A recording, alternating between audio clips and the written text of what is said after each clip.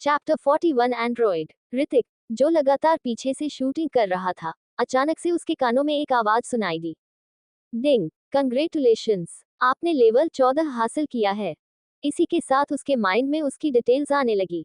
नाम, Hrithik Alhawat. Level, level 14 experience points 15। अगले level में जाने के लिए experience points 16, 07,528 strength, 124 physique, 70 speed, 60 skill, super eye skill, fury anger points 0 out of 100। Overall combat strength 888। Potential points 14। Hrithik ने अपनी पावर स्क्रीन पर इन शब्दों को देखा। अगले लेवल में जाने के लिए पोटेंशियल पॉइंट्स को देखते हुए ये 1.6 मिलियन के बराबर था। उस रैंक 3 के वॉरियर को मारने पर उसे 100,000 एक्सपीरियंस पॉइंट्स हासिल हुए थे। उस हिसाब से लेवल 15 में पहुंचना काफी समय लेने वाला था। लेवल 15 एक डिविडेंड लाइन थी और जीन लॉक को अनलॉक करती थी। बिना ज्यादा सोचे समझे ऋतिक ने 10 पोटेंशियल पॉइंट्स सीधे अपनी फिजिक में ऐड कर दिए और बाकी के 4 पोटेंशियल पॉइंट्स को अपनी स्ट्रेंथ में ऐड कर दिया। उन पॉइंट्स के ऐड होते ही ऋतिक को अपने शरीर में काफी आराम महसूस हुआ और घावों में थोड़ी खुजली महसूस हुई, मानो वो तेजी के साथ ठीक होने लगे हो। उस एरिया में और भी ज्यादा सिमोन ज़ॉम्बीज मौजूद थे। रक्षित और बाकी लोग काफी थका हुआ महसूस कर रहे थे और अगर ऐसा ही चलता रहा तो वे शायद खतरे में पड़ जाएंगे। मैं इसे अब और नहीं कर सकता, मुझ में अब और ताकत नहीं बची है। करण को लगा कि उसकी बाह में बहुत कम ताकत बची है। जैसे ही उसने एक ज़ोंबी को मारने के लिए अपना ब्लेड लहराया, वो थकने लगा था, लेकिन उसके पीछे मौजूद ज़ॉम्बीज ने अपने हमले नहीं रोके और करण की ओर बढ़ने लगे। वो कमजोर हो गया था। करण ने ऊपर देखा और पाया कि कई सफेद ज़ॉम्बीज अपना मुंह खोलकर तेजी से आ रहे थे, जो उसके शरीर को काटने जा रहे थे। करण ने सहजता से अपनी आंखें बंद कर ली, लेकिन अगले सेकंड में जिस दर्द की उसने कल्पना की थी वो नहीं हुआ। क्या चल रहा है? उसने अपनी आंखें खोली और इस समय उसने देखा कि एक चांदी का भाला उस ज़ॉम्बी के शरीर के आर पार हो गया था। ऋतिक, ऋतिक को अपने सामने देखकर करण काफी सरप्राइज हो गया। उसका हाथ बुरी तरह घायल हो गया था, फिर भी वो इस समय भाला पकड़कर हमला कैसे कर सकता था? करण की सोच से बेखबर ऋतिक ने तुरंत अपना भाला निकला और उसे फिर से लहराया। उसने बिना ज्यादा सोचे समझे अभी अभी हासिल हुए पोटेंशियल पॉइंट्स को अपनी फिजिक में ऐड कर दिया। इस समय उसके घाव के ठीक होने की गति तेज हो गई थी और यदि उसका अनुमान सही था तो उसके घाव पर अब पपड़ी बनना शुरू हो गई थी। हमला करते रहो, अगर रुकोगे तो मारे जाओगे। रक्षित ने अपनी आंखों में जानलेवा इरादे प्रकट किए और जोर से चिल्लाया। हर कोई बेतहाशा हमला करता रहा और बड़ी संख्या में ज़ॉम्बीज के सिर उनके धड़ से अलग होते रहे। पता नहीं कितना समय बीत गया था जब आखिरी ज़ोंबी को मारा गया था। हर कोई अपने हथियार भी ठीक से नहीं पकड़ पा रहा था और ताकत की कमी से कांप रहा था। ऋतिक भी जोर जोर से हौंफ रहा था और उसके कंधों के आसपास सफेद धुंध से खून रिस रहा था। उसके पास कोई ऑप्शन नहीं था। भले ही ठीक होने की गति बहुत तेज हो, भाला इस तरह लहराने से घाव निश्चित रूप से खुल गया था। राहत की बात यह थी कि सभी सिमोन ज़ॉम्बीज का सफाया हो गया था, लेकिन उनकी टीम में भी केवल 6 लोग ही बचे थे, जिनमें ऋतिक भी शामिल था। भानु, जब सोल्जर्स ने अपने साथियों की लाश को देखा तो उनकी आंखों से आंसू बहने लगे। करण और रक्षित के चेहरे भी पीले पड़ गए थे और उनके दिलों में एकदम घुटाने वाली भावना थी, जिससे वो बेहद असहज हो गए थे। केवल 2 दिनों में वे 10 लोगों की टीम से 6 लोगों की टीम में बदल गए थे। उन्हें हर बार अपने साथियों को अपने सामने मरते हुए देखना पड़ता था और वे इसके बारे में कुछ नहीं कर पाते थे। यहाँ तक कि ऋतिक को भी इस पल में बहुत बुरा लग रहा था। चलो, आराम करने के लिए कोई सेफ जगह तलाश करे, ऋतिक ने आह भरते हुए कहा। उसके पास लड़ाई जारी रखने के अलावा कोई ऑप्शन नहीं था। 1 महीने बाद समय तेजी से बीतता गया। डेथ रीजन में क्लीन अप मिशन को लगभग 1 महीना हो गया था और पहले 2 दिनों में मारे गए 4 सोल्जर्स को छोड़कर किसी और की जान नहीं गई थी। ये वाला आखिरी है, जाओ मरो। रक्षित ने बेरहमी के साथ आखिरी ज़ॉम्बी को जान से मार डाला। इस 1 महीने के दौरान आसपास के शहरों के सभी ज़ॉम्बी, साथ ही कुछ परमाणु दूषित एवॉल्व मॉन्स्टर्स भी उनके द्वारा मारे गए थे। अब पूरा शहर खाली हो गया था। उन 6 को छोड़कर ऐसा लग रहा था मानो उन्हें आसपास एक भी जीवित प्राणी दिखाई नहीं दे रहा हो।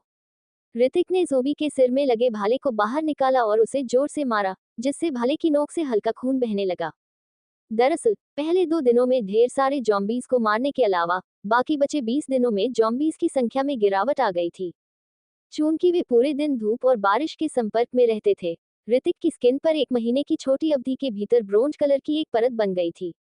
मूल रूप से गोरा और सुंदर लड़का अब एक निडर वॉरियर में बदल गया था। हर रात ऋतिक अपनी ट्रेनिंग में बिताता था और दिन में उन्हें उन जॉम्बीज के ऊपर ट्राई करता था, जिससे उसकी स्किल्स समझने की समझ काफी बढ़ गई थी। इस समय उसने फिर से अपनी इंफॉर्मेशन को चेक किया। नाम Hrithik Alhawat, level 14, experience points 1534, 529। अगले लेवल में जाने के लिए experience points 72,999, strength 148, physique 89, speed 65, skill super eye skill fury, anger points 0/100। Overall combat strength 1249। क्या मेरी ओवरऑल स्ट्रेंथ 1249 पर पहुंच गई है? अपनी इंफॉर्मेशन देखकर ऋतिक काफी ज्यादा सरप्राइज था। वो एकेडमी में ट्रेनिंग लेने की तुलना में यहाँ संघर्ष करके काफी कुछ हासिल कर सकता था। हो सकता था जब वो लेवल 15 हासिल कर ली तब वो रैंक 2 का वॉरियर बन जाए। एक सेकंड ईयर का स्टूडेंट जो रैंक 2 का वॉरियर था, ये चीज हर किसी के होश उड़ाने के लायक थी। इस विचार के साथ ऋतिक थोड़ा एक्साइटेड हो गया, लेकिन दुर्भाग्य से वो केवल 70,000 एक्सपीरियंस पॉइंट्स दूर था। फिलहाल मारने के लिए अब कोई ज़ॉम्बीज या इवॉल्व मॉन्स्टर्स वहां पर मौजूद नहीं थे। वापस जाते समय वे उस छोटे से शहर से गुजरे जहां ओल्ड एरा के अवशेष मौजूद थे। अचानक करण को ऐसा लगा कि वो किसी चीज से फिसल गया था और जमीन पर गिरते ही चिल्लाया, अरे ये क्या बकवास है। करण इस समय चिढ़ा हुआ था और उसने अपने हाथ में एक अजीब सी चीज पकड़ी हुई थी। उस चीज को देखते हुए वो उसे दूर फेंकने ही वाला था कि तभी ऋतिक तेजी से उसके पास आया और उसे रोक दिया। इसे फेंको मत, मुझे देखने दो, ये सिर्फ एक जंग लगा मेटल है, करण ने कहा। लेकिन जब उसने ऋतिक को उसे ध्यान से ऑब्जर्व करते हुए पाया तो वो थोड़ा एक्साइटेड हो गया। इस एक महीने के दौरान ऋतिक हर दिन उन अजीब जंग लगे मेटल पार्ट्स को ढूंढता रहा था और उन्हें एक स्थान पर इकट्ठा कर रहा था। इन चीजों का क्या यूज है? हाँ हाँ हाँ, आखिरकार ये एक साथ जुड़ गया। ऋतिक ने एक पल के लिए उसे ऑब्जर्व किया, फिर जोर से हंसा जैसे कि वो बहुत ज्यादा सरप्राइज था। एक साथ क्या जुड़ गया? करण ने पूछा, लेकिन ऋतिक पहले से ही वहां से एक दिशा की ओर जाने लग गया था। अरे मेरे लिए रुको। वे लोग कुछ समय के लिए एक इमारत की लॉबी में रह रहे थे क्योंकि उस इमारत में कोई राक्षस नहीं थे, इसलिए वो बहुत सुरक्षित थी। कोने में मशीन के पुर्जों के ढेर को देखकर ऋतिक की आंखें चमक उठी। आखिरकार एक महीने के बाद उसे सभी हिस्से मिल गए थे। रक्षित और बाकी लोग भी ऋतिक के साथ उसे ऑब्जर्व करने के लिए चले गए। उसे डिस्टर्ब मत करो। करण ऋतिक से कुछ पूछने ही वाला था कि वो क्या कर रहा है। रक्षित ने उसे वापस खींच लिया। करण ने हाँ अपना सिर हिलाया, फिर अपनी निगाहें ऋतिक पर टिका दी। ऋतिक चीजों को एक साथ जॉइंट करने में लगा हुआ था और उसे बाकी किसी और चीज की परवाह नहीं थी। समय बहुत तेजी से बीत गया और उनके एक तरह का एंड्रॉयड निकल कर आया। ये है एक रोबोट। उस रोबोट जैसे दिखने वाले एंड्रॉयड को देखकर करण ने हैरानी के साथ कहा। उसका चेहरा सदमे से डूब गया था। नहीं, मुझे ऐसा नहीं लगता। रक्षित ने ना मैंने अपना सिर हिलाया। हालांकि करण को लगा कि वो एक रोबोट के समान था, लेकिन रक्षित को लगा कि वो एक एंड्रॉयड था। एंड्रॉयड पर ऐसे गियर थे जिससे वो बेहद पुराना लग रहा था। 1 घंटा बीत गया और ऋतिक ने अपने माथे पर आया पसीना पोंछ लिया। वो थोड़ी थकावट के साथ अपने आप से बुदबुदाया, आखिरकार मैंने इसे जोड़ दिया। अमेजिंग। एक सोल्जर ने एंड्रॉयड देखा जो एक इंसान से भी लंबा था और उसने चौंक कर कहा। उन्हें पता चला था कि रीति लगातार कुछ घटकों और अजीब मेटल्स के गियर को वापस ले जा रहा था, लेकिन उन्हें उम्मीद नहीं थी कि वे एंड्रॉयड के हिस्से होंगे।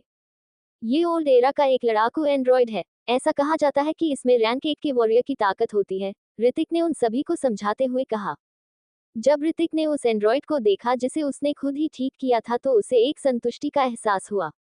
एंड्रॉयड पर कई खराब और पुराने गियर थे और उन्हें नहीं पता था कि वे काम करेंगे या नहीं, लेकिन वो उन्हें इसका परीक्षण करने के बाद ही पता चल सकेगा। एंड्रॉयड की बॉडी के बीच में एक गोलाकार नॉच था। उसने उसे खोला और उसमें एक जीन क्रिस्टल डाल दिया। फिर ऋतिक ने एंड्रॉयड पर बने कुछ बटनों को प्रेस किया।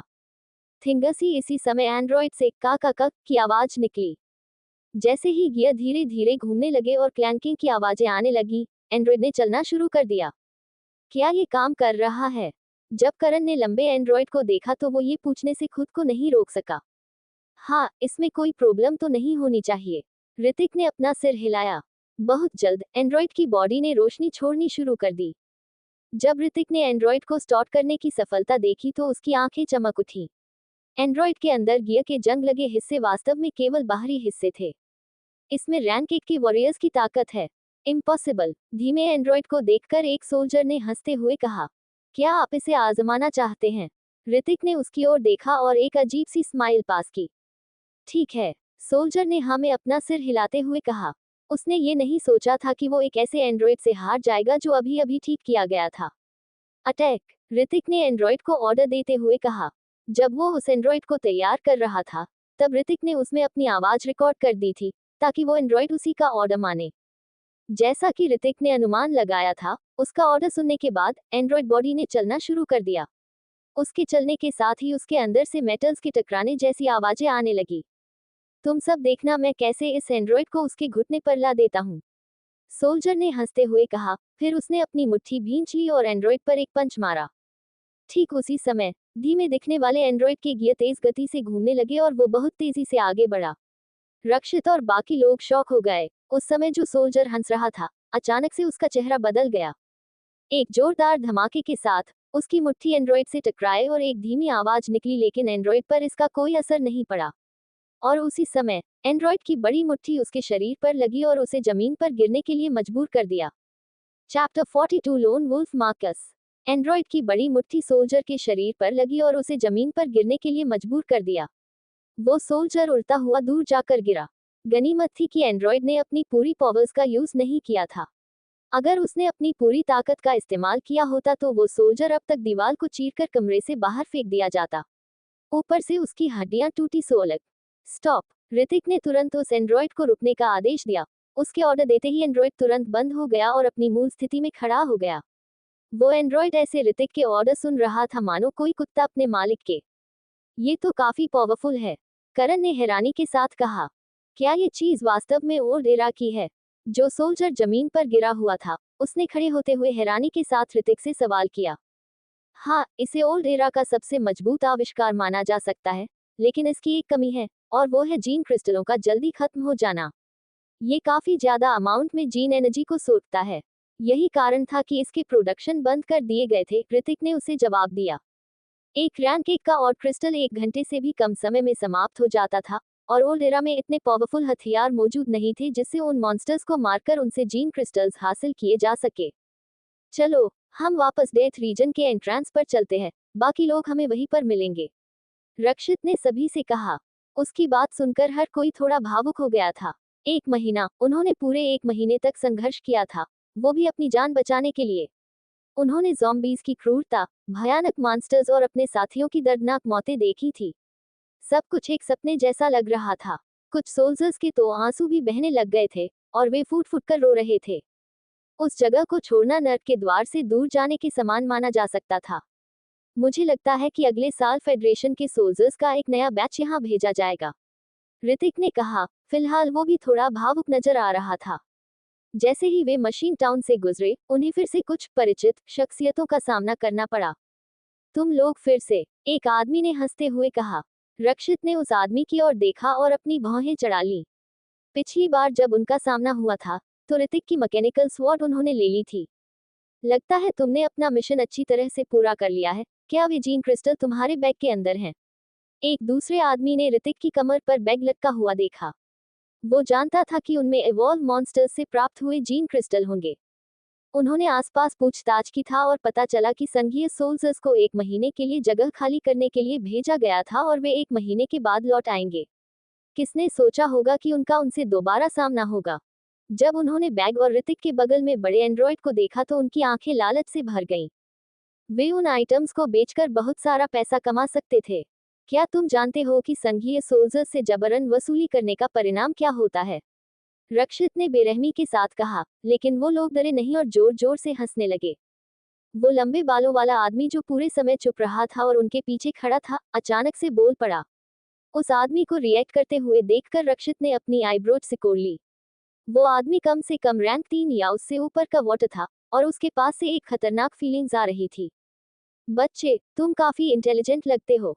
तुम्हें पिछली बार एक मैकेनिकल स्वॉर्ड मिली थी और आज तुम्हें एक मार्क 3 एंड्रॉइड मिला है। एक आदमी जो उन ओल्ड एरा के आइटम्स के बारे में अच्छी जानकारी रखता था। उसने मार्क एंड्रॉइड को लालच भरी निगाहों से देखा और ऋतिक से कहा। उस आइटम का प्रोडक्शन बहुत पहले ही बंद कर दिया गया था, लेकिन किसने सोचा होगा कि वही आइटम एक बार फिर से उनके सामने मौजूद होगा। अगर वो लोग उस मार्क एंड्रॉइड को महंगी कीमत पर भी बेचना चाहते तो वो आसानी से सोल्ड हो जाता। आखिर कौन नहीं चाहेगा कि उसके पास ओल्ड एरा की कोई खास चीज मौजूद हो। वो लोग यूनियन कॉइन्स हासिल करने के लिए खतरों का सामना करते थे और गलत कामों को करने के लिए तत्पर थे। चलो फिर अपना सामान नीचे रख दो और हमें दे दो, एक आदमी ने ऋतिक की ओर स्माइल करते हुए कहा। चूंकि पिछली बार ऋतिक ने उनका बहुत सहयोग किया था और उन्हें मैकेनिकल स्वॉर्ड आसानी से दे दी थी, उसने सोचा कि ऋतिक ऐसा ही दोबारा करेगा। क्या तुम सचमुच इसे लेना चाहते हो? ऋतिक ने अपनी आईब्रोज सिकुड़ते हुए कहा। हाँ, वो आइटम मुझे दे दो, उस आदमी ने हंसते हुए कहा और ऋतिक की ओर अपना हाथ बढ़ाने लगा। पेंग, तभी अचानक से उस आदमी की आईब्रोज सिकुड़ गई। उसके सामने एक ठंडी रोशनी चमक रही थी। उस आदमी ने उस हमले से बचने के लिए तेजी से रिएक्ट करना चाहा, लेकिन इससे पहले कि वो कुछ भी कर पाता, तब तक बहुत देर हो चुकी थी। उस आदमी ने अपना सिर नीचे किया और अपने सीने की ओर देखा, जहां उसके शरीर में एक चांदी का भाला मौजूद था। उसके चेहरे पर हैरानी झलक रही थी। उसने ये एक्सपेक्ट नहीं किया था कि शांत नजर आने वाला ऋतिक, जो कि आसानी से धमकाया जा सकता था, अचानक से उस पर हमला कर देगा। सॉरी, लेकिन मैं मारे हुए लोगों को ये आइटम नहीं दे सकता। आखिरकार मरे हुए लोग इसके साथ क्या ही कर लेंगे। ऋतिक ने उसका मजाक उड़ाते हुए कहा और अपने भाले को उसके शरीर से बाहर निकाल लिया। पिछली बार ऋतिक के कंधे में चोट लगी हुई थी और उसे उन लोगों की बात मानने के लिए मजबूर होना पड़ा था, लेकिन अब वो पूरी तरह से ठीक हो गया था और उसकी ताकत में भी काफी सुधार हुआ था। डिंग, आपने रैंक 1 के वॉरियर को जान से मारा है। आपको 4500 एक्सपीरियंस पॉइंट्स हासिल हुए हैं। उन एक्सपीरियंस पॉइंट्स को हासिल करने के बाद ऋतिक को ऐसा लग रहा था मानो वो रैंक 2 का वॉरियर बनने ही वाला था। आसपास का माहौल बेहद शांत हो गया था। किसी ने भी ये नहीं सोचा होगा कि ऋतिक बिना एक शब्द कहे उनके साथी को जान से मार डालेगा। तुम तो गए लड़के। दूसरी दिशा में मौजूद एक आदमी ने खुद को संभाला और कहा, फिर हाथ में अपना हथियार लेकर ऋतिक की ओर हमला करने के लिए भागा। उसे यही लगता था कि ऋतिक ने अचानक से उसके साथी को जान से मार डाला था। अगर उसका साथी पहले से सावधान होता तो ऋतिक जरूर ही उसके हाथों मारा जाता। आखिरकार ऋतिक काफी यंग था और उन्हें यकीन नहीं था कि वो एक आदमी जितना पावरफुल था। हमला करो, जोर से दहाड़ते हुए रक्षित ने कहा। पिछली बार उनके पास कोई ऑप्शन नहीं था, लेकिन 1 महीने की लड़ाई के बाद उन लोगों अपनी पावर्स काफी बढ़ा ली थी, खासकर रक्षित की। वो रैंक 2 वॉरियर के लेवल तक पहुंच गया था। अटैक, ऋतिक मार्क एंड्रॉइड को ऑर्डर देता है। जैसे ही उन्होंने ऐसा कहा, ऋतिक के बगल में मौजूद एंड्रॉइड ने तुरंत रिएक्ट किया और बदलना शुरू कर दिया। क्या वो एक ट्रांसफॉर्मर है? लार का एक और निगलते ही करण की आंखें खुली की खुली रह गईं और वो सदमे में बड़बड़ाने लगा। कुछ ही सेकंड में एंड्रॉइड एक एंड्रॉइड भेड़िए में बदल गया था और जमीन पर रेंगने लग गया था। ये सच था, ओल्ड एरा में सबसे पावरफुल लड़ाकू मशीनें एंड्रॉइड थी जो रूप बदलने करने में सक्षम थी। देखते ही देखते वो एंड्रॉइड एक वुल्फ में बदल गया था। ऋतिक ने एंड्रॉइड वुल्फ पर छलांग लगाई और सामने की ओर हमला करने लगा। क्या दुश्मनों के चेहरे उस समय शॉक के मारे फ्रीज हो गए जब उन्होंने ऋतिक को अपने एंड्रॉइड भेड़िए पर उनकी ओर आते हुए देखा। उन्होंने अपने अपने हथियार बाहर निकाल लिए और अपनी स्किल्स कास्ट करने लगे। ध्यान से, एंड्रॉइड भेड़िया बहुत तेजी से आगे बढ़ता है और ऐसा लग रहा था कि वो अपने दुश्मनों की गतिविधियों का अनुमान लगाने और उसके अनुसार चकमा देने में सक्षम था। मरो। जब ऋतिक ने उन आदमियों की ओर देखा तो उसने तिरस्कार भरी आवाज में कहा।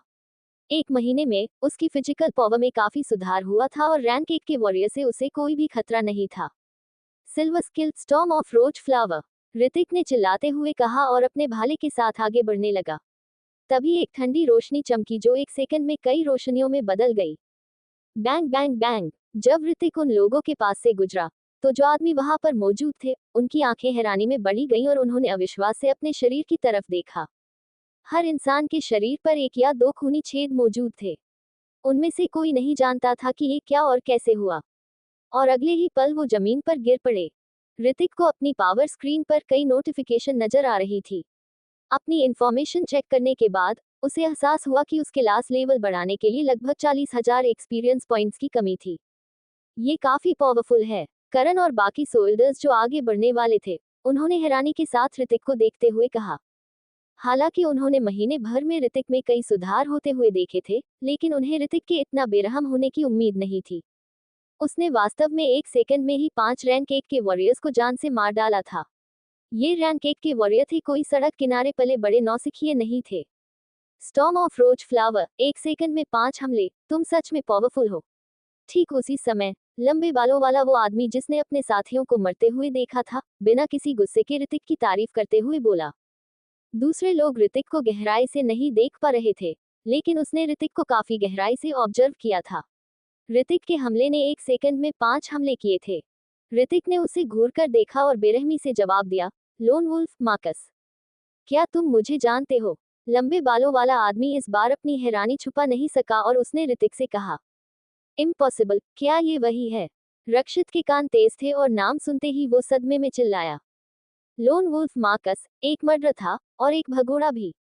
उस आदमी ने सेंट्रल सोल्जर्स की एक टीम को जान से मार डाला था और उस पर बहुत बड़ा इनाम रखा गया था।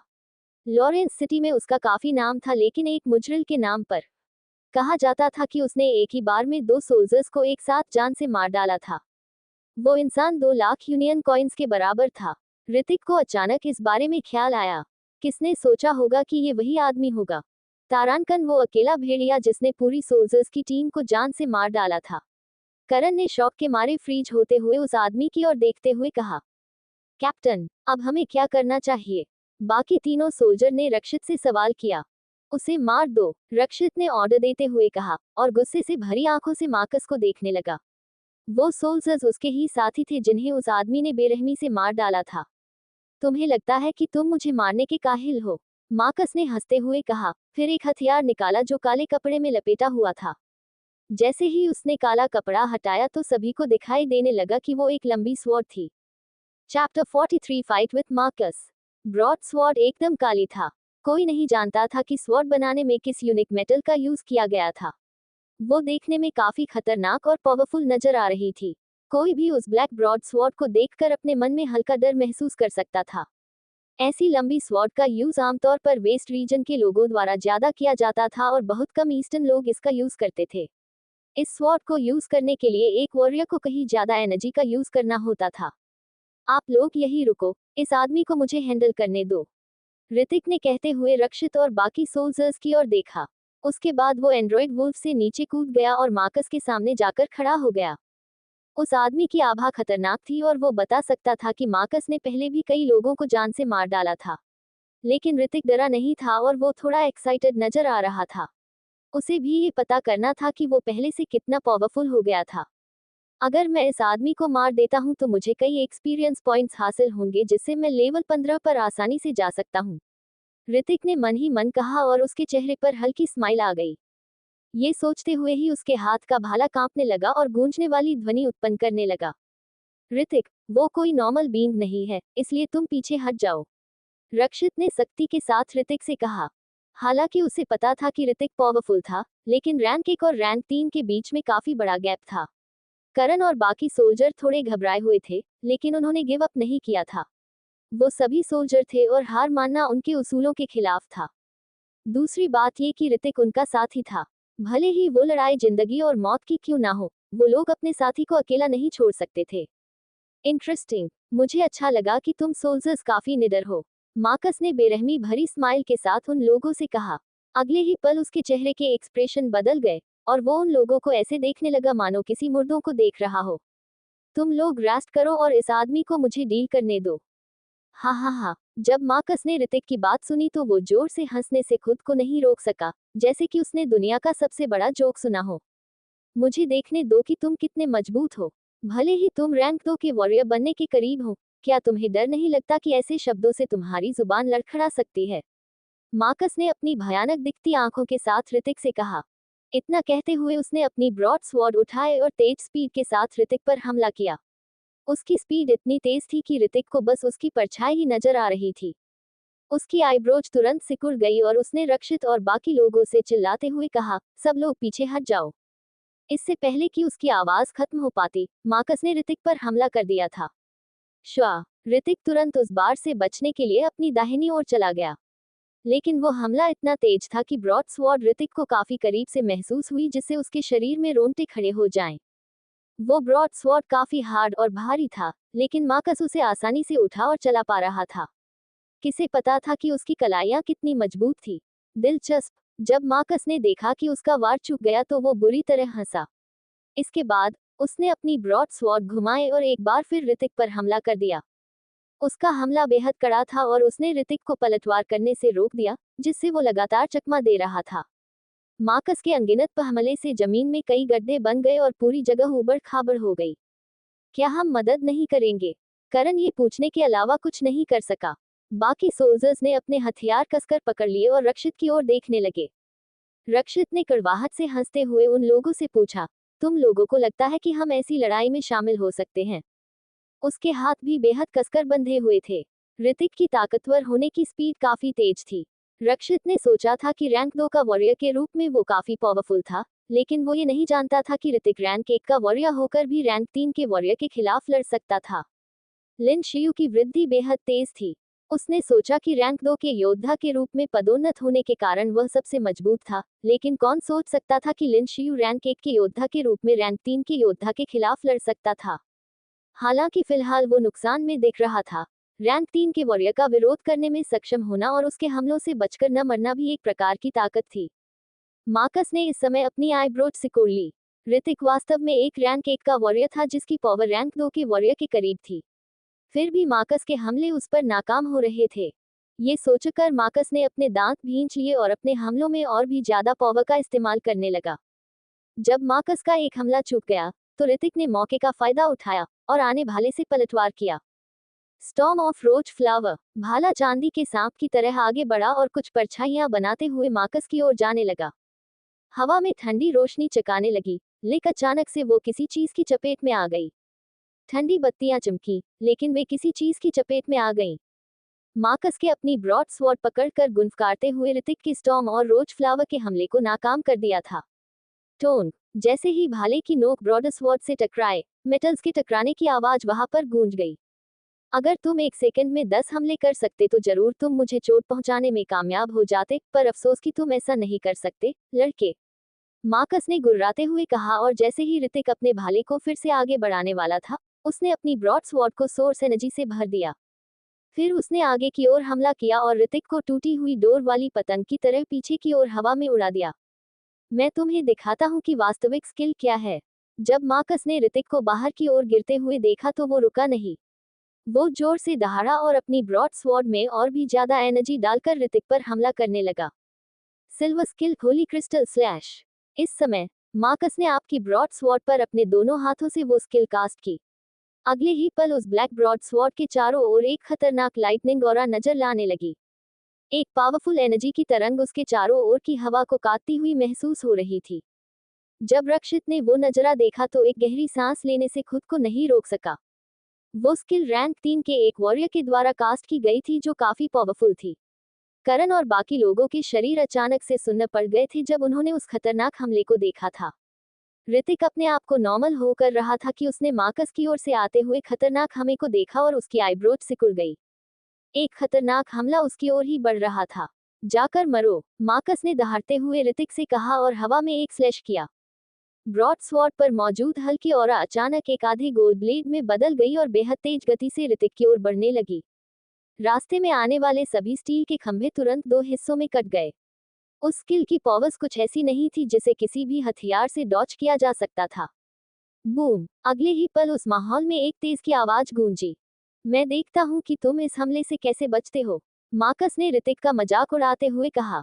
वो स्किल ऐसी नहीं थी जिसके सामने कोई भी नॉर्मल वॉरियर टिक सकता था, रैंक 1 का वॉरियर को बिल्कुल भी नहीं। संभाल कर ऋतिक। इस समय रक्षित की आंखें बंद थी, क्योंकि माहौल में केवल धूल ही धूल उड़ रही थी। जू वेन की आंखें उसी स्थिति में बंद थीं। जब धूल के घने बादल छंटने लगे, तो मार्कस का चेहरा अचानक से बदल गया। उसकी आंखें शॉक के मारे फ्रीज हो गई थी। Impossible, impossible. मार्कस ने सपने में भी नहीं सोचा था कि कुछ ऐसा होगा, और वो अपने सामने के नज़ारे पर यकीन नहीं कर पा रहा था। हाँ, मुझे पता था कि हमारा द ग्रेट ऋतिक इतनी आसानी से तो नहीं मर सकता।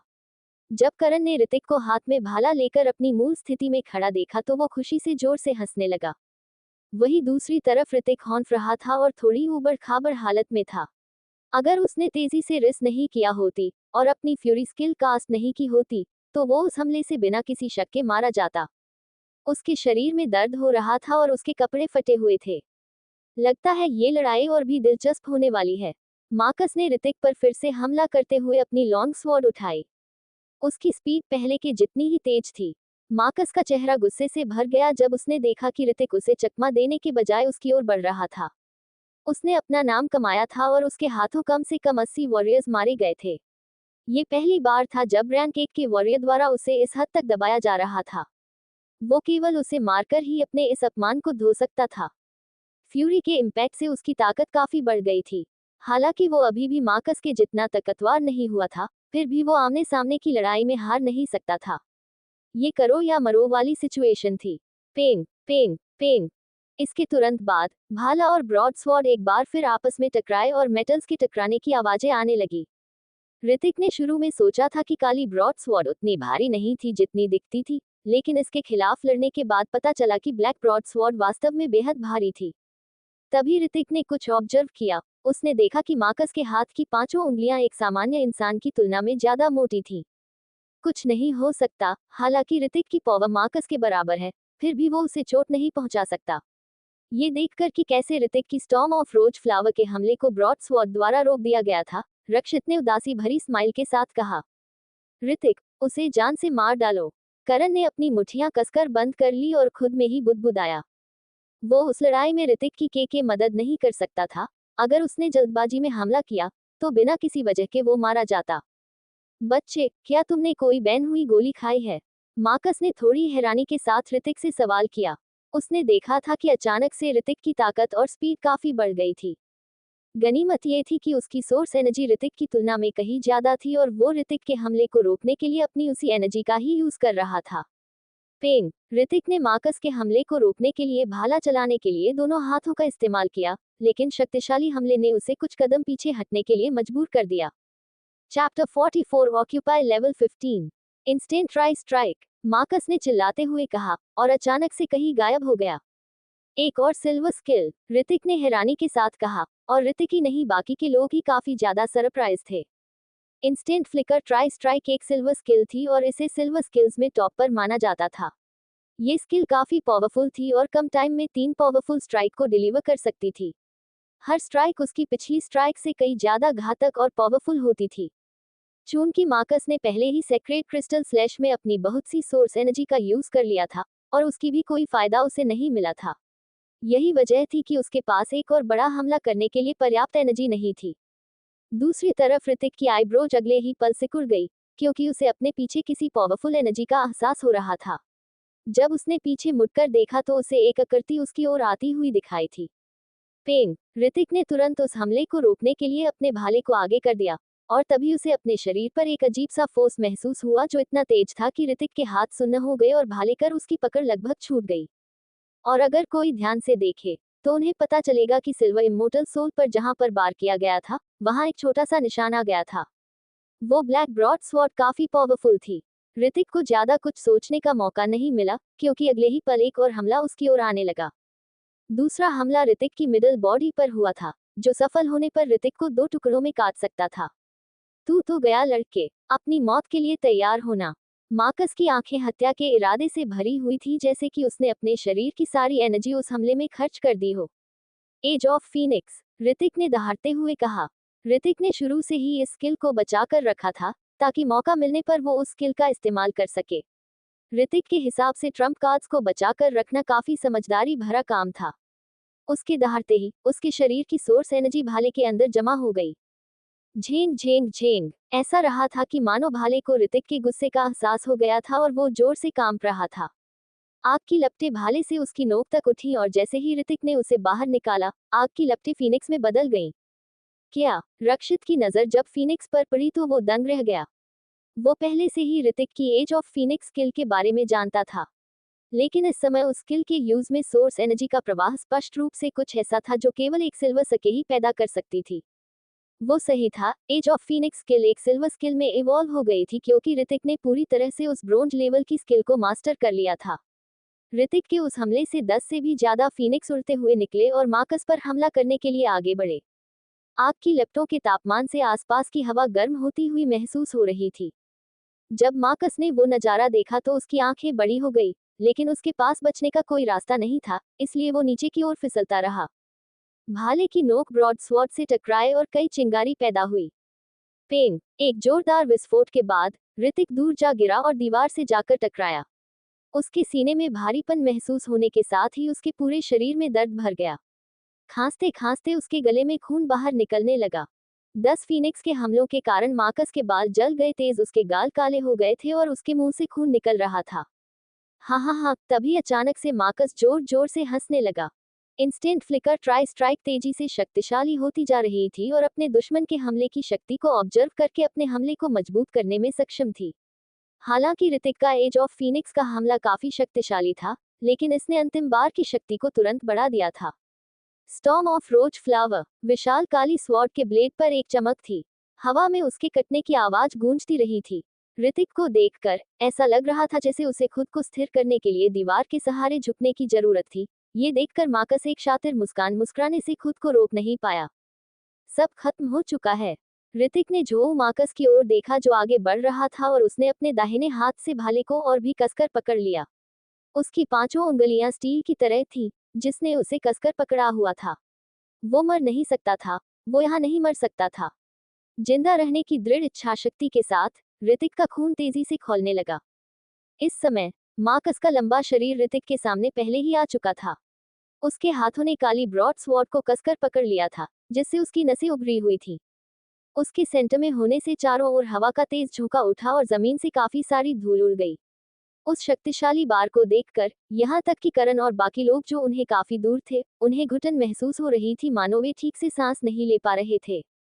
अगले ही पल ऋतिक को आईब्रो चढ़ गई और पलक झपकते ही उसने खुद को शांत कर लिया। जब हवाएं एक दूसरे के साथ टकराए तो उन्होंने एक तेज रोशनी पैदा की। जैसे ही मार्कस ऋतिक पर हमला करने वाला था, उसने देखा कि ऋतिक के चेहरे पर सरप्राइज का भाव था और वो डॉज नहीं कर रहा था और अपनी नॉर्मल पोजीशन में खड़ा हुआ था। उस हमले से बचो वरना तुम जान से मारे जाओगे, ऋतिक, करण ने चिल्लाते हुए ऋतिक को वार्न करते हुए कहा। वो हमला काफी पावरफुल था। अगर ऋतिक उस हमले से खुद को नहीं बचाता, और भले ही वो मजबूत था, वो हमला उसकी हड्डियों को तोड़कर रख देता। रक्षित इस समय काफी हैरान था, क्योंकि उसे एहसास हुआ कि ऋतिक के चेहरे पर हल्की स्माइल थी। मैं तुम्हें दिखाता हूँ कि असली स्टॉर्म ऑफ रोज फ्लावर की पावर क्या है, ऋतिक ने चिल्लाते हुए कहा। उसने कोई भी चकमा नहीं दिया और अपने भाले को बाहर निकाल लिया। एक चांदी की चमक चमकी और सभी ने एक ही पल में कई भ्रम प्रकट होते ऑब्जर्व किए। मार्कस, जो अपनी ब्रॉड स्वॉर्ड हवा में लहरा रहा था और हमला करने ही वाला था, उसने एक जोरदार धमाके की आवाज सुनी। जमीन पर खड़े होने पर भी उसके हाथ हवा में थे। ये किस तरह की स्किल है? मार्कस के हाथ जमे हुए लग रहे थे और वो अभी भी काली ब्रॉड स्वॉर्ड पकड़े हुए था और उसे नीचे लहराने वाला था। Storm of rose flower, intent की पावर, ऋतिक बेरहमी के साथ चिल्लाया। उसकी आवाज सुनकर मार्कस की आईब्रोज सिकुड़ गई और वो शॉक के मारे फ्रीज हो गया। उसके बाद उस माहौल में कई आवाजें एक साथ गूंजने लगी। अगले ही पल वो हमला सीधे मार्कस के शरीर से जाकर टकराया और एक जोर का धमाका हुआ। टोन, अगले ही पल मार्कस के शरीर पर अनगिनत चाकू के घाव दिखाई दिए, साथ ही उनमें से ताजा खून भी निकल रहा था। डिंग, आपने रैंक 3 के वॉरियर को जान से मारा है। आपने जीत लिया है। इससे पहले कि ऋतिक उस आवाज को अपने दिमाग में सुन पाता, उसकी आंखों के सामने अचानक से अंधेरा आ गया और वो सीधे जमीन पर बेहोश हो गया। उसे अंदाजा नहीं था कि कितना समय बीत गया था और ऋतिक को केवल अपने सिर में दर्द महसूस हुआ। उसने अपना सिर जोर से हिलाया और धीरे से अपनी आंखें खोली। वो अभी एक कमरे में लेटा हुआ था। ध्यान से देखने पर उसे कमरे की साज सजावट कुछ जानी पहचानी सी लगी। ऋतिक, तुम जाग रहे हो? ठीक उसी समय उसके बगल से एक जानी पहचानी आवाज आई और जब उसने करीब से देखा तो पाया कि वो करण था, जो काफी खुश नजर आ रहा था। उस हमले में उसने अपनी बहुत सी पावर्स का इस्तेमाल किया था।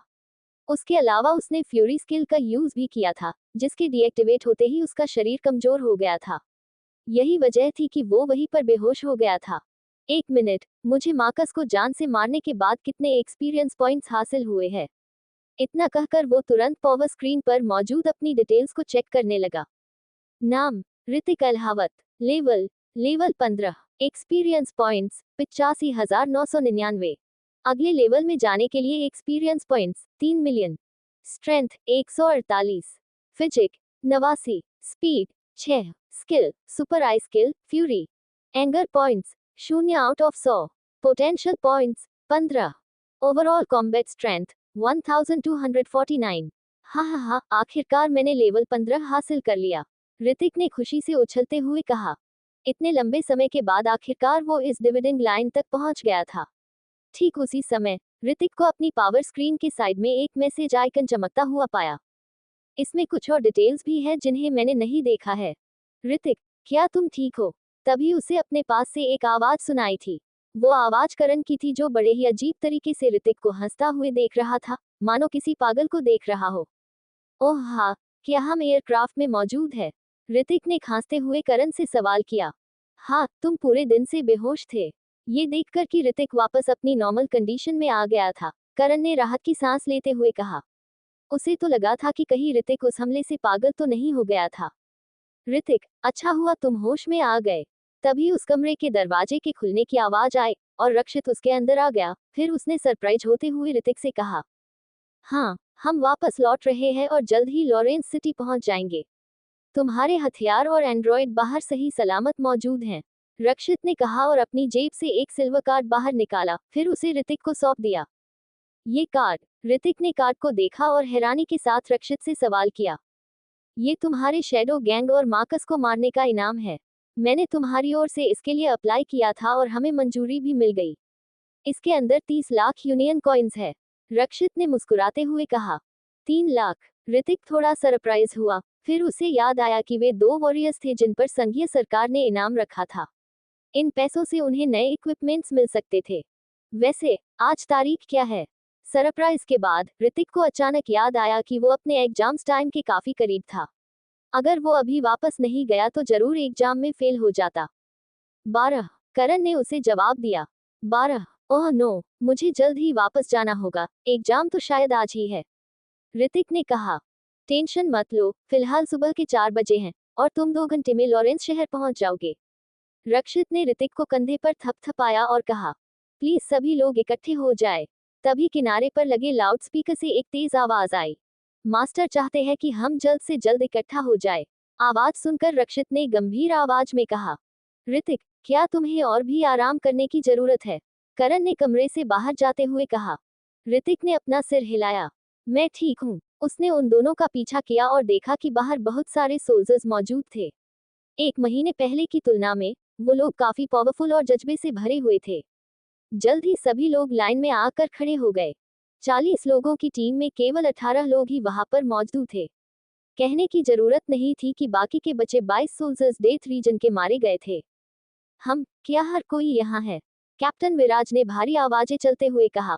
उनके आसपास 2 और ट्रेनर्स मौजूद थे। दोनों ट्रेनर्स अपने हाथों में 2 ब्लैक बॉक्स पकड़े हुए थे। 45 एनुअल कंपटीशन। लीडर विराज के कहने पर सभी सोल्जर उनके सामने लाइन बनाकर खड़े हो गए। लीडर विराज ने सोल्जर्स की ओर अपनी नजरें करते हुए कहा, मुझे इस ऑपरेशन को ओवर करना है। ये ऑपरेशन 1 महीने तक चला, जिसमें टीम 1 में 7 लोग मारे गए और केवल 3 ही जिंदा बचे। टीम 2 में 6 लोग मारे गए और 4 बच गए। टीम 3 में 5 लोग मारे गए और 5 बच गए। टीम 4 में 4 की मौत हो गई और 6 बच गए। विराज की बातें सुनकर हर कोई चुप था। उनके साथी जो पहले उनके बगल में मौजूदा हुआ करते थे, वे फिर कभी वापस नहीं आएंगे। उन सभी सोल्जर्स के चेहरे पर जितने की खुशी नहीं थी, बल्कि अपने साथियों की मौत का गम फैला हुआ था। कुछ सोल्जर्स भावनाओं में डूबने से खुद को नहीं रोक सके। उनकी आंखों से आंसू बह रहे थे। खुली उन्होंने अपने शहीद हुए साथियों के साथ काफी लंबा समय बिताया था। कहा जाता था कि एक मर्द तभी रोता था जब उन्हें गहरी चोट लगी हो। वो शहीद हुए सोल्जर्स उनके भाइयों को तरह थे जिनके साथ उन्हें काफी समय बिताया था। ट्रेनर्स की टीम में एक सोल्जर शहीद हुआ है। सिराज एक पल के लिए रुके, फिर अपनी बात को जारी रखते हुए कहा। उनकी बात सुनकर सभी लोग दंग रह गए।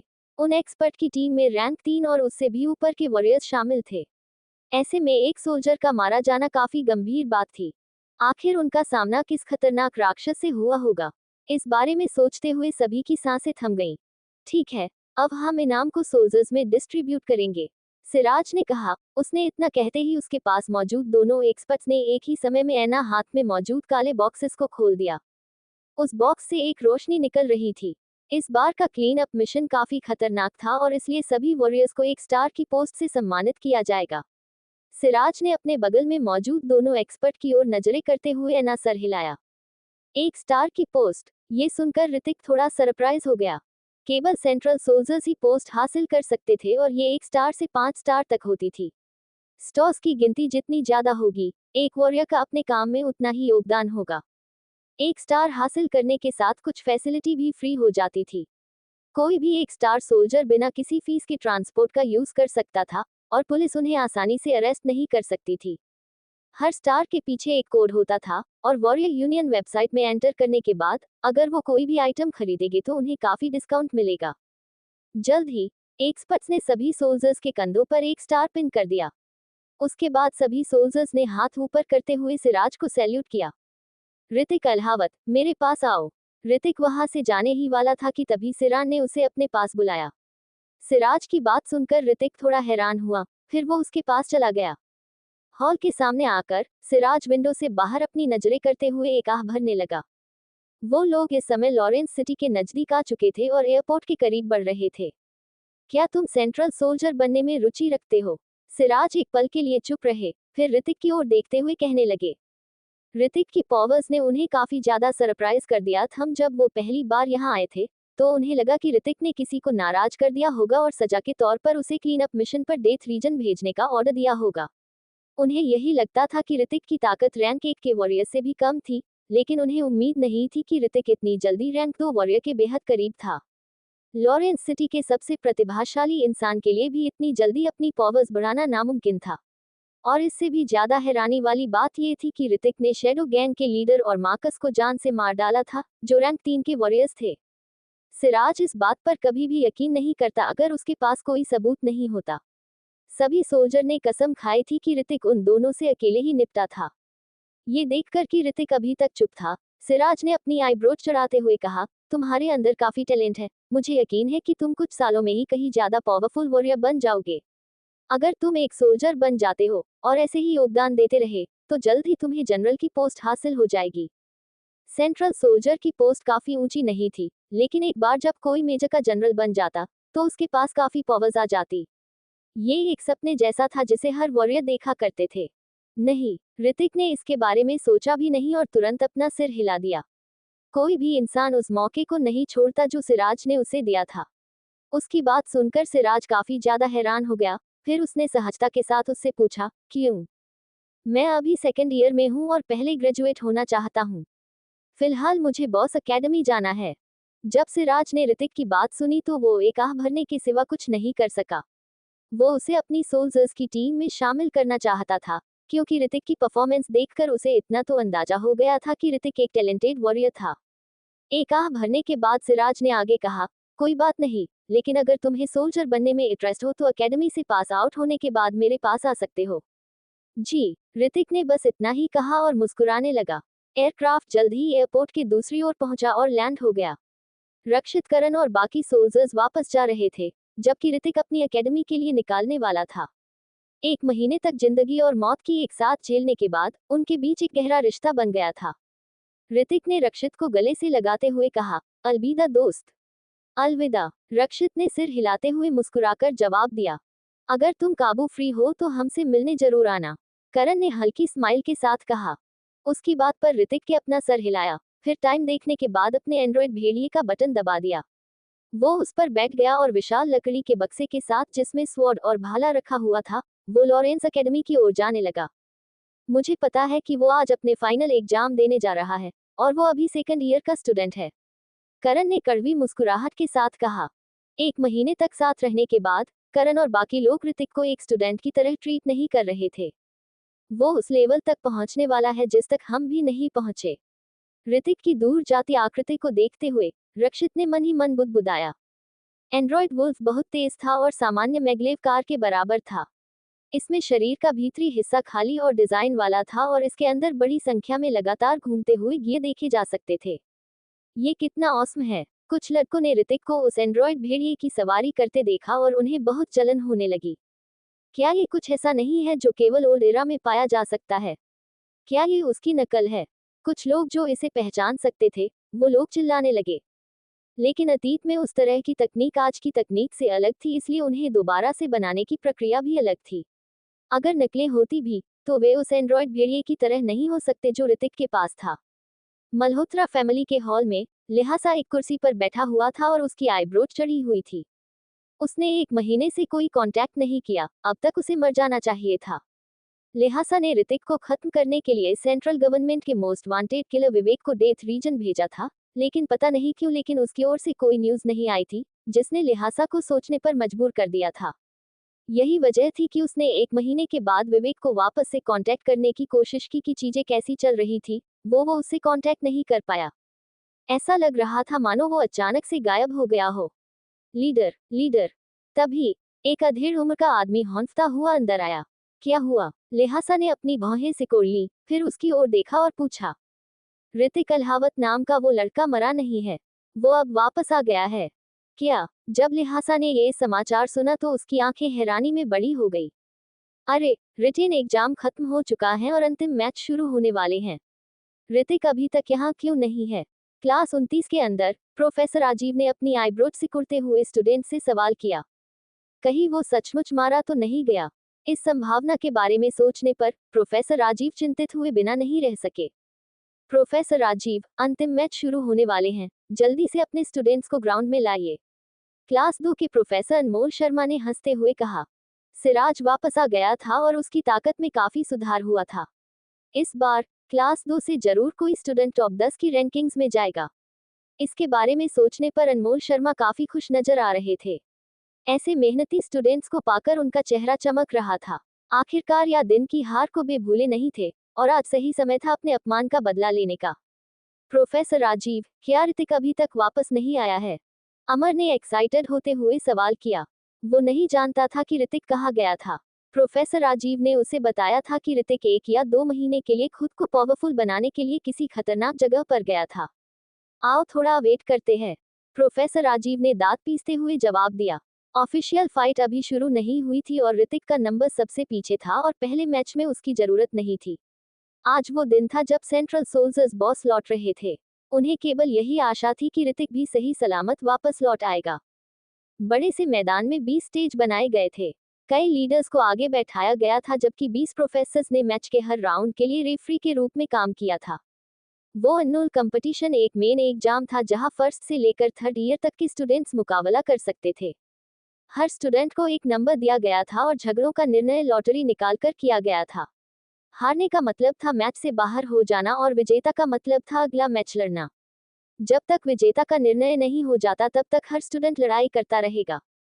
ऐसा कहा गया था कि अंतिम लड़ाई में से टॉप 10 स्टूडेंट्स एक रिवार्ड हासिल करेंगे, जिसमें वो 5 फेमस कॉलेज में एडमिशन ले सकते थे। नॉर्मल स्टूडेंट्स तो इन कॉलेजेस में एडमिशन लेने के सपने ही देखा करते थे, क्योंकि 5 फेमस कॉलेजेस में एडमिशन पाना बेहद कठिन था और हर स्टूडेंट अपना सबसे अच्छा टैलेंट सामने रखता था। हालांकि अधिकांश लोगों को पता था कि टॉप 10 में आने की उनकी संभावना कम थी, लेकिन ये उनके उत्साह को कम नहीं कर सका। कंपटीशन का पहला राउंड ऑफिशियल तौर पर शुरू होगा। तभी एकेडमी के प्रिंसिपल अपनी जगह से खड़े हुए और जोर से चिल्लाए और उनकी आवाज पूरे अरेना में गूंज गई। स्टूडेंट्स को उनके नंबर के अनुसार बुलाया गया और वे सभी अपनी अपनी जगह पर जाने लगे। Chapter 46 grand flow of the waterfall. Master Ahuja, यहाँ कई ऐसे स्टूडेंट्स हैं जिन्होंने इस साल के अंत में अपनी ताकत को कई गुना बढ़ा लिया है। प्रिंसिपल गिरीश ने मास्टर आहूजा से स्टूडेंट्स की बड़ाई करते हुए कहा। उनके बोलने का लहजा मास्टर आहूजा के लिए काफी सम्मान वाला था। सच में, मास्टर आहूजा ने अपना सर हिलाया और फिर क्लास 29 की ओर नजरें करने लगे, लेकिन ऐसा लगता है कि एक टैलेंटेड लड़का यहाँ मौजूद नहीं है। टैलेंटेड लड़का? प्रिंसिपल गिरीश थोड़ा सरप्राइज हो गए और मास्टर आहूजा की नजरों का पीछा करने लगे। पहली 10 क्लासेज में काफी पावरफुल स्टूडेंट्स मौजूद थे जबकि बाकी की क्लासेज में नॉर्मल स्टूडेंट्स ही मौजूद थे। प्रिंसिपल गिरीश ने अपना सर हिलाया और माना कि कोई भी टैलेंटेड लड़का उस क्लास से नहीं था। पहला राउंड स्टार्ट हुए और दर्शकों की नजरें अरेना में चलते मैच पर चली गई। कंपटीशन स्टार्ट होने के थोड़े समय बाद ही एक वॉरियर मंच से बाहर गिरता हुआ नजर आया और उसका शरीर खून से लथपथ होकर जमीन पर गिर पड़ा। मेडिकल टीम फौरन यहाँ आओ। मेडिकल टीम दौड़ते हुए वहां आई और उस वॉरियर को स्ट्रेचर पर लिटाकर ले गई। विनर, रैंक 208 के सिराज मल्होत्रा। सिराज मल्होत्रा, उसने लाइटनिंग टाइगर ईशान को हरा दिया, जो 8वीं रैंक पर था। अमर ने हैरानी के साथ कहा। ईशान को इस हद तक पीटा गया था कि वो खून से लथपथ होकर बेहोश हो गया था। ऐसा लग रहा था कि सिराज मल्होत्रा काफी पावरफुल हो गया था। मैंने सुना था कि सिराज जिंदगी और मौत के रास्ते पर गया था, महर चंदेला ने गंभीरता के साथ कहा। उसकी बात सुनकर अमर काफी ज्यादा शॉक हो गया। अब इसमें कोई हैरानी नहीं था कि सिराज इतना ज्यादा पावरफुल हो गया था। अगर ऐसा था तो सिराज पहले की तुलना में कहीं ज्यादा स्ट्रांग हो गया था जो ऋतिक के खिलाफ लड़ा था। अगला कैंडिडेट रैंक 1024 ऋतिक अल्हावत। तभी रेफरी ने तेज आवाज में अगले कैंडिडेट का नाम लेते हुए पुकारा। ऋतिक की बारी आ चुकी है, लेकिन वो अभी तक आया क्यों नहीं? अमर ने परेशानी के साथ कहा। साल के एंड में लड़ाई उतनी ही जरूरी होती थी जितना कि रिटेन एग्जाम होता था।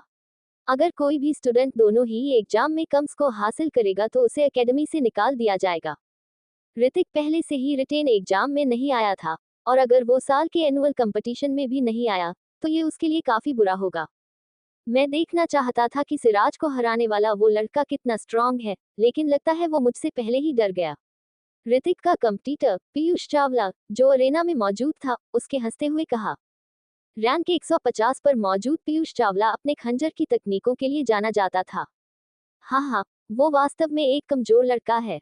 ये देखकर कि ऋतिक अभी तक उसके सामने नहीं आया था, उसने उसका मजाक उड़ाना शुरू कर दिया। रेफरी ने इधर उधर अपनी नजरें घुमाते हुए कहा, रैंक 1024 ऋतिक अल्हावत, क्या तुम यहाँ मौजूद हो? अगर तुम मेरे 10 तक गिनने तक नहीं आए तो तुम फेल कर दिए जाओगे। 1.2.3.4 ओह शिट, ऋतिक तो अभी यहाँ आया ही नहीं है, अमर ने चिंतित होते हुए कहा। वही दूसरी तरफ प्रोफेसर राजीव का चेहरा सफेद पड़ा हुआ था। उन्हें तो बस यही चिंता सता रही थी कि कहीं ऋतिक डेथ रीजन में मारा तो नहीं गया था। अगर ऐसा हुआ था और ऋतिक डेथ रीजन में मारा गया था तो उन्हें काफी अफसोस होता। 9 और मैं यहाँ हूँ। आखिरी सेकंड में जैसे ही रेफरी चिल्लाने वाला था, दूसरी तरफ से एक तेज आवाज आई। प्रोफेसर राजीव की आंखें हैरानी में बड़ी हो गई, और अगले ही पल उस जानी पहचानी आवाज को सुनकर उनके चेहरे पर ढेर सारी खुशी छा गई। ऋतिक, मेरे भाई, अमर ने खुशी से चिल्लाते हुए कहा। बैंग बैंग बैंग, सबकी निगाहें भारी कदमों की ओर घूम गईं। उनकी हैरानी में उनके सॉकेट से बाहर आ गई। एक जवान और हैंडसम लड़का जो एक एंड्रॉयड वुल्फ पर सवार था, जो बहुत तेजी से उनकी ओर बढ़ रहा था। वही दूसरी तरफ सिराज मल्होत्रा के चेहरे पर बेरहमी झलकने लगी। उसका दुश्मन अभी तक जिंदा था, लेकिन सिराज इससे ज्यादा निराश नहीं हुआ। उसके लिए एक मौका था ऋतिक को अपने हाथों से जान से मारने का। केवल ऐसा करके ही वो अपने हुए अपमान का बदला ले सकता था। जब ऋतिक अरेना में पहुंचने वाला था, उसने जोर से छलांग लगाए और अरेना में कूद गया। ऋतिक ने बैटल सूट पहना हुआ और कमर पर एक काला बक्सा रखा हुआ था। अपने बेरहमी भरे चेहरे और काली काली आंखों से मेल खाते हुए वो बक्सा काफी रहस्य से भरा हुआ था। अगर 1 महीने पहले किसी ने कहा था कि ऋतिक काफी कमजोर था तो कोई भी उस पर कभी विश्वास नहीं करेगा। सभी लोग मंच पर भीड़ लगाने लगे और हैरानी के साथ ऋतिक की ओर देखने लगे। वो ये साफ बता सकते थे कि ऋतिक पहले से ज्यादा अलग नजर आ रहा था। ये तो ऋतिक अल्हावत है। कई स्टूडेंट्स एक्साइटेड होते हुए चिल्लाने लगे। ऋतिक पहले एक कमजोर लड़का था जो अपनी मेहनत के बल पर पावरफुल हुआ था। यही वजह थी कि कई स्टूडेंट्स उसका सम्मान करते थे, खासकर वो स्टूडेंट्स जो रैंक में काफी नीचे थे। आखिरकार ऋतिक भी निचले रैंक पर ही था, फिर भी उसने रैंक 100 के सिराज मल्होत्रा को हरा दिया था और उसकी रैंक हासिल कर ली थी। कोई बात नहीं, अगर तुम वहां नहीं मारे तो अब मैं तुम्हें अपने हाथों से मार डालूंगा। सिराज मल्होत्रा ने ऋतिक की ओर देखा और अपनी मुट्ठियां भींच लीं। जब प्रोफेसर राजीव ने ऋतिक को ठीक समय पर वापस आते हुए देखा तो उन्होंने एक राहत की सांस ली। उनके लिए बस यही काफी था कि ऋतिक जिंदा डेथ रीजन से लौट आया था। इसके अलावा वो महसूस कर पा रहे थे कि ऋतिक पहले से अलग लग रहा था। एक प्रोफेसर होते हुए वो जानते थे कि ऋतिक ने कितने ही खतरों का सामना किया होगा। डेथ रीजन में कई ऐसे खतरनाक मॉन्स्टर्स मौजूद थे जिनका सामना वो भी नहीं कर सकते थी, और वो काफी एक्साइटेड थे ये जानने के लिए कि ऋतिक अब कितना पावरफुल हो गया था। क्या तुम ही ऋतिक अल्हावत हो? पीयूष ने अपने सुनहरे खंजर से ऋतिक की ओर इशारा करते हुए सवाल किया। हालांकि उसे भी एहसास हुआ था कि ऋतिक पहले से काफी अलग था, लेकिन फिर भी वो पीछे हटने के लिए तैयार नहीं था और अपने ब्लेड की नोक से ऋतिक की ओर इशारा करता रहा। हाँ, ऋतिक ने हाँ में अपना सर हिलाया। वो रैंक 2 का वॉरियर बनने के बेहद करीब था, और उसे नहीं लगता था कि पीयूष उसके लिए एक स्ट्रॉन्ग कंपटीटर था, इसलिए उसने उस पर अपनी सुपर आई स्किल यूज करने की जहमत नहीं उठाई।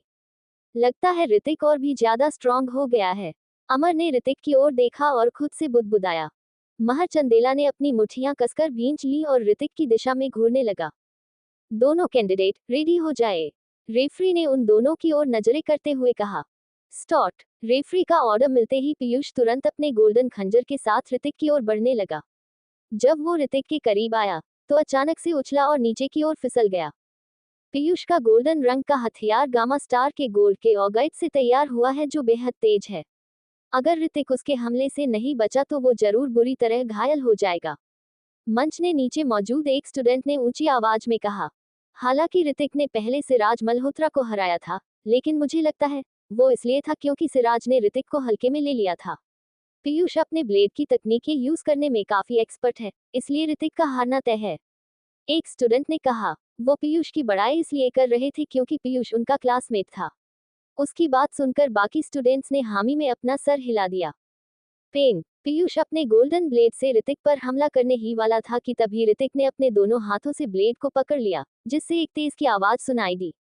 क्या? मंच पर मौजूद सभी स्टूडेंट्स शॉक के मारे फ्रीज हो गए। उन्होंने सोचा था कि ऋतिक उस हमले से बचने के लिए अपने किसी हथियार की मदद लेगा, लेकिन उसने तो पीयूष के ब्लेड को अपने हाथों से ही पकड़ लिया। वहीं दूसरी तरफ पीयूष थोड़ी मुश्किल में नजर आ रहा था। Oh no! पीयूष जोर से दहाड़ और रिवर्स स्लैश करने के लिए जोर लगाने लगा। अगले ही पल ऋतिक की आईब्रोज सिकुड़ गई, क्योंकि ब्लेड काफी तेज था जिससे उसकी हथेलियों में हल्का दर्द हो रहा था। रिवर्स स्लैश की पावर ने ऋतिक को उसके ब्लेड पर अपनी पकड़ ढीली करने के लिए मजबूर कर दिया था। पीयूष बेरहमी के साथ गुर्राया और कुछ कदम पीछे हट गया, लेकिन उसके चेहरा का रंग उड़ा हुआ था। वो ऋतिक को एक कमजोर लड़का समझ रहा, लेकिन ऋतिक से होती लड़ाई ने उसकी सोच को बदल दिया था। वही ऋतिक की कमर पर एक काला बॉक्स मौजूद है, किसी को नहीं पता था कि उसके अंदर क्या मौजूद था। आह! पीयूष जोर से चिल्लाया और अपना गोल्डन ब्लेड पकड़कर ऋतिक की ओर बढ़ने लगा। एक स्किल की सबसे बड़ी एबिलिटी ये होती थी कि वो हर हमले को स्ट्रॉन्ग और काफी तेज बना देती थी। जैसे ही ब्लेड ऋतिक की ओर आया, वो तुरंत किनारे हो गया और उसके हमले से बच गया। लेकिन पीयूष भी हार नहीं मानने वाला था। वो तुरंत ऋतिक की ओर घुमा और तेजी से उस पर हमला करने लगा। हालांकि हर ब्लेड तेज था, फिर भी उनके से कोई भी ऋतिक को नहीं लगा था। उसका हर हमला नाकाम हो रहा था। ऋतिक काफी किस्मत वाला है जो लगातार पीयूष के हमले से बच रहा है।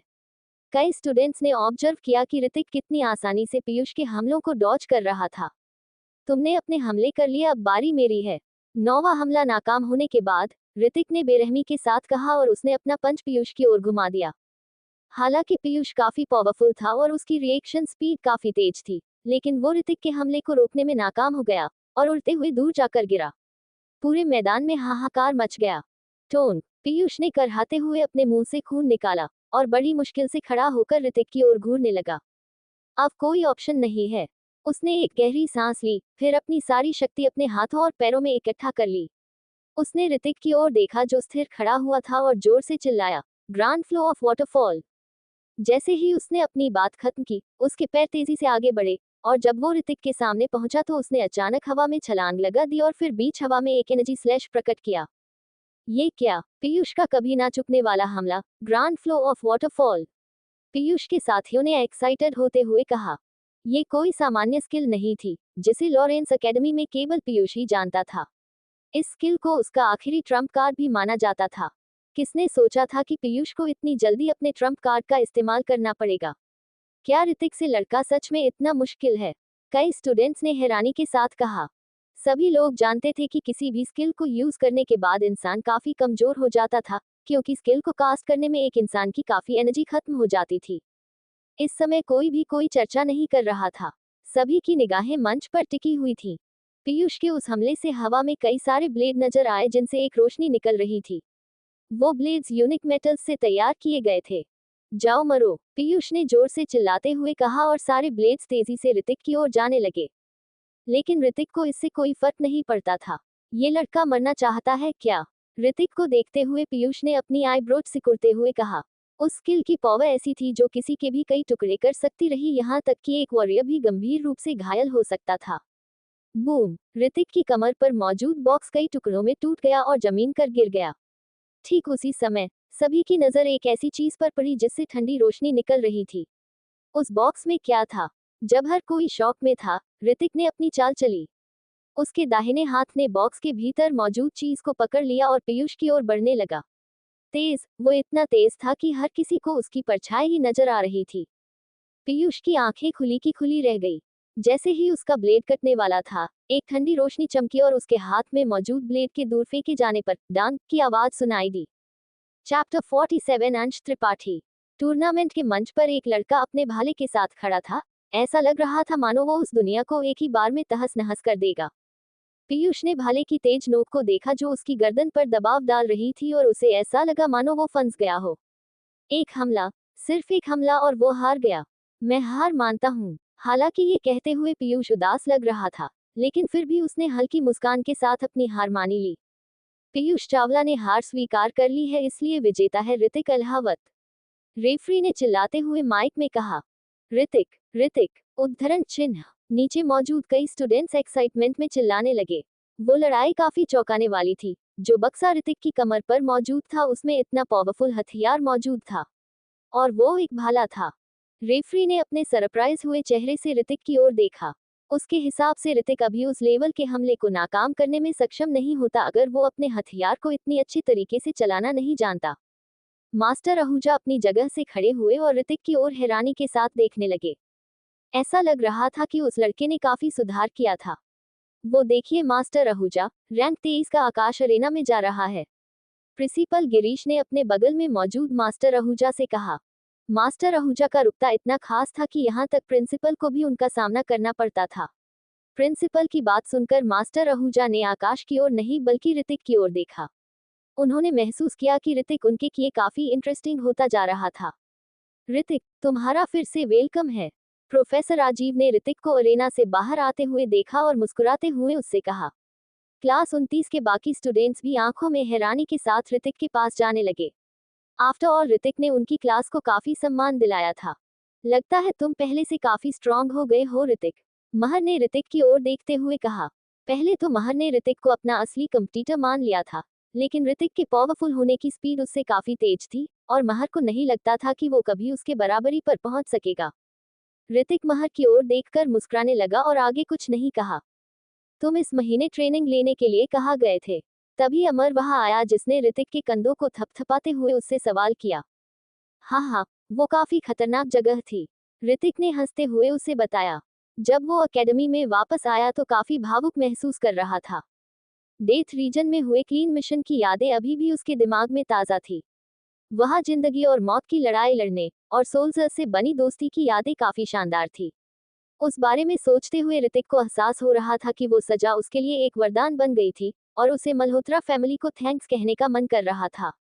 इस बारे में सोचने पर ऋतिक एक ठंडी हंसी हंसने के अलावा कुछ नहीं कर सका। उसने मन बना लिया था कि वो धीरे धीरे मल्होत्रा फैमिली से अपना बदला लेगा। ओह अच्छा, वैसे वो चीज क्या है? अमर ने वहां मौजूद एंड्रॉयड वुल्फ की ओर देखते हुए सवाल किया। बाकी लोग भी उस एंड्रॉयड वुल्फ की ओर देखने लगे। उस मैकेनिकल एंड्रॉयड वुल्फ ने सभी को अपनी ओर अट्रैक्ट कर लिया था। वो सिर्फ एक नॉर्मल मशीनी भेड़िया है जो ट्रांसपोर्ट के काम आता है। ऋतिक ने ज्यादा कुछ ना सोचते हुए तुरंत जवाब दिया।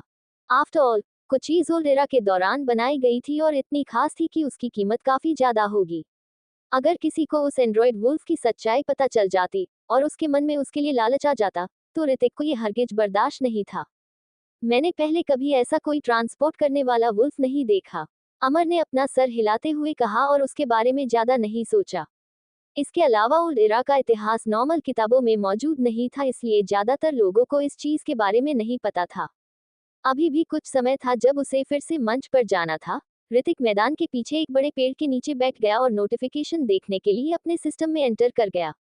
आफ्टर ऑल वो पहले बेहोश था और जब उसने सिस्टम में एंटर किया तो वहां कर उसे कई नोटिफिकेशन नजर आई। कंग्रेचुलेशन, आपने लेवल 15 हासिल किया है। आपको इनाम जीतने का मौका हासिल हुआ है। कंग्रेचुलेशन, आपने एक न्यू स्किल ऑल्टो हासिल किया है।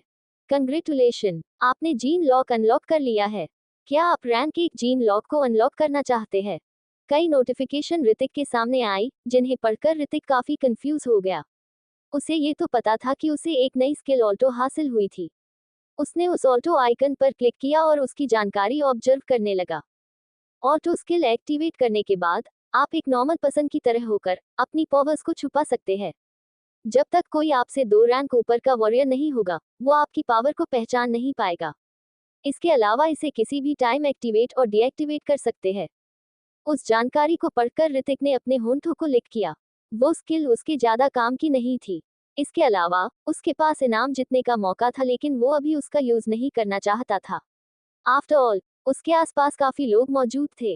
ऋतिक ने जीन लॉक आइकन पर क्लिक किया और एक नोटिफिकेशन उसके सामने आई, क्या आप रैंक 1 के जीन लॉक को अनलॉक करना चाहते हैं? यस और नो। जीन लॉक को अनलॉक करने की प्रक्रिया में एक वॉरियर के मारने के 10% चांस है, बेहोश होने के 20% चांस है, और बाकी घटनाओं के 30% चांस है। बेवकूफ सिस्टम। जब ऋतिक ने उस जानकारी को पढ़ा तो उसने सिस्टम को गालियां देना शुरू कर दिखा।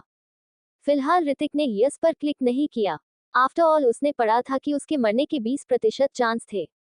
सब कुछ मिलाकर कहा जाए तो रैंक 1 के जीन लॉक को अनलॉक करने के केवल 40% चांस ही थे। लेकिन ऋतिक ने अपनी जिंदगी पर वो जुआ खेलने की हिम्मत नहीं की। अपनी इंफॉर्मेशन को ऑब्जर्व करने के बाद ऋतिक ने सभी पोटेंशियल पॉइंट्स को अपनी स्ट्रेंथ में ऐड कर दिया। जैसे ही उसने ऐसा किया, ऋतिक को अपने पूरे शरीर में एनर्जी फैलती हुई महसूस हुई। उसका भारी सिल्वर इमोर्टल सोल भाला अब बिल्कुल भी भारी नहीं लगता था और इसे संभालना भी काफी आसान था। ऋतिक अल्हावत। तभी एक आवाज फिर से अरेना में गूंजी। ऋतिक ने अपना नाम सुना और सीधे अरेना में चला गया। वो लोग चुने गए थे वो केवल बिगिनर वॉरियर थे और जो थोड़े स्ट्रॉन्ग थे वो मिडिल वॉरियर थे, इसलिए ऋतिक को उनसे निपटने में कोई परेशानी नहीं हुई। उसने कुछ ही सेकंड्स में उन्हें हरा दिया था। वो स्टूडेंट्स पहले से ही हैरान थे और बहुत से लोग सोच रहे थे कि जब ऋतिक अपनी पूरी पावर्स का यूज करेगा तो उसे सीधे पावर रैंकिंग की टॉप 50 में शामिल कर लिया जाएगा। ये लड़का सच में डेथ रीजन से जिंदा लौट आया है। अनुराग जिंदल ने ऋतिक को देखकर अपनी आईब्रोज सिकोड़ ली, जिसने मंच पर मौजूद अपने दुश्मन को फिर से आसानी से हरा दिया था। वो एकेडमी का लीडर था जिसने ऋतिक को क्लीन अप मिशन के लिए डेथ रीजन भेजने का प्रस्ताव रखा था। After all Jindal family Malhotra family की जागीरदार फैमिली था, इसलिए मल्होत्रा फैमिली के हेड का पक्ष लेने के लिए उसने ऋतिक को सजा दिलाने में अपना काफी सहयोग दिया था। लेकिन उसे उम्मीद नहीं थी कि ऋतिक वहां जिंदा रहेगा और पावरफुल होकर वापस लौटेगा। बिल्कुल नहीं, उसे उस लड़के को मारने का कोई और रास्ता खोजना होगा, वरना सिराज मल्होत्रा उससे बुरा मान जाएगा। उसने गहराई से इस बारे में सोचा और उसके मुंह के कोने पर एक बेरहमी भरी स्माइल दिखाई देने लगी। ऋतिक, तुमने सारे राउंड्स जीत लिए हैं।